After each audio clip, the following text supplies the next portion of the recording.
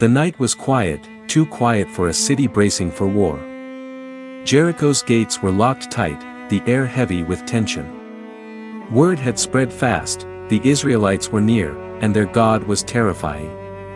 The city's people were on edge, but no one was as frightened as Rahab. She tried to sleep, but her heart pounded like a drum. Her hands trembled as she lit a small oil lamp, the dim light barely cutting through the darkness of her small house built into Jericho's thick wall. Her trade was not respected, but her knowledge was valuable. And tonight, something felt wrong. Then came the knock. It was urgent, desperate. She opened the door a crack, her eyes darting in every direction. Two men stood outside, their clothes dusty, their faces anxious. "Please," one of them whispered, his voice strained. "We have nowhere else to go." Rahab knew immediately who they were. Israelites. Spies. If the king's men caught them, they would be killed. And if anyone knew she helped them, her life would be over. But something about their eyes, the sheer desperation mixed with hope, stirred something within her. She stepped aside, her voice low and firm, "Come inside. Quickly." The spies stumbled into Rahab's house, their breaths heavy, their eyes darting around the room like hunted animals. Rahab locked the door behind them, her fingers trembling. "What do you want from me?" Rahab asked, her voice almost a whisper. The older spy spoke first. "We've come to scout the land. But the king's men are searching for us. Please, if you help us, we will not forget it." Rahab's gaze dropped to the floor. She had heard the stories, how the Israelites' God dried up the Red Sea for them, how they destroyed mighty kings. This was no ordinary people. "I know the Lord has given you this land," she admitted, her voice shaking. "Everyone here is terrified because of you. We've heard what your God has done." The spies glanced at each other, eyes wide with surprise. Rahab continued, her words tumbling out in a rush. "Please. Swear to me by your God. Show kindness to me and my family because I have shown kindness to you. Spare our lives when your people come to destroy this city." The younger spy stepped forward, his expression earnest. "Our lives for your life. If you don't tell anyone what we're doing, we'll treat you kindly when the Lord gives us this land." Rahab's heart raced. This was madness. Yet, somehow, it felt right. Her hand clenched around the scarlet cord she always wore, a sign of her past, a symbol of her hope. "I'll hide you," she said finally. "But you must promise me. Swear it." And so, the deal was made. But what lay ahead was far more dangerous than Rahab could have imagined. Heavy boots stomped outside, muffled voices barking commands. The king's men were searching the city, their torches lighting up the night with an eerie glow. Rahab's chest tightened as she hurried the spies toward the roof, up there. She whispered harshly, her hands shaking. "Hide under the stalks of flax. Don't move. Don't even breathe unless you have to." The spies clambered up the creaky ladder, their eyes full of fear and trust. Rahab's heart thundered as she heard the knock at her door. "Open up. King's orders." Rahab steadied herself and unlocked the door, her face composed but her pulse racing. 3 soldiers stood before her, their eyes suspicious and cold. "We've been told there are Israelite spies here. Men who came to scout out the land. Have you seen them?" One of the soldiers demanded. Rahab's voice came out steady, though her knees felt like they would buckle. "Yes, the men came to me, but I didn't know where they were from. At dusk, when it was time to close the city gate, they left. I don't know where they went.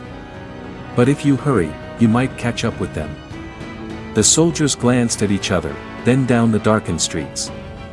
Without another word, they turned and hurried off into the night, their torches flickering like desperate fireflies. Rahab shut the door, her hands clammy and her breathing shallow. She had just lied to the king's soldiers. For strangers. For a God she did not even know. "What have I done?" she whispered to herself. But there was no turning back now. Once the soldiers' voices faded into the distance, Rahab scrambled up to the roof. The two spies emerged from beneath the flax, their faces pale and sweat-soaked. "It's safe." "For now," Rahab whispered, her voice shaking. "But you have to leave before dawn." The older spy looked at her with gratitude. "You've saved our lives. How can we repay you?" Rahab held up the scarlet cord. "I want a promise. When you return to destroy this city, swear that you will spare me and my family.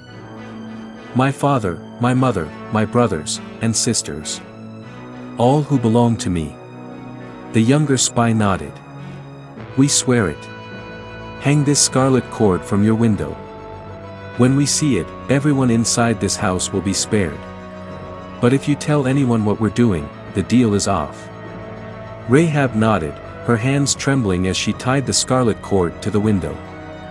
The red thread looked so small against the darkness of the night. But somehow, it felt powerful. "Now go," she urged them. "Climb down the rope. Hide in the hills for 3 days before you return to your camp. That's the only way you'll survive." The spies looked at her with something like awe. Then, one by one, they climbed down the rope into the blackness below. Rahab watched them vanish into the night, her heart torn between fear and a strange, unexplainable hope. The city felt restless. The air was heavy, buzzing with tension and whispers of war. Rahab sat by her window, her eyes glued to the scarlet cord swaying gently in the breeze. It was her only hope now. Her only shield. Days turned into weeks, and each night Rahab would stay up, trembling at the slightest sound. The walls of Jericho had always felt impenetrable, but now they felt like a trap, closing in around her, her family huddled together, their faces pale and their voices thin with fear. Her father's hands shook as he spoke. "Rahab, are you sure those men will keep their promise?" "They will," she said, her voice firm, even though her heart felt like it would explode from the pressure. "Their God is different. He's powerful. And they gave me their word." But deep down, Rahab feared the worst. She had lied to protect the spies. Betrayed her own people. And now, she was trapped in her own house, waiting for salvation or death. The nights were long, haunted by the howling of the wind and the nightmares of her own making. The day started like any other. The sun rose, but the air felt charged, like a brewing storm.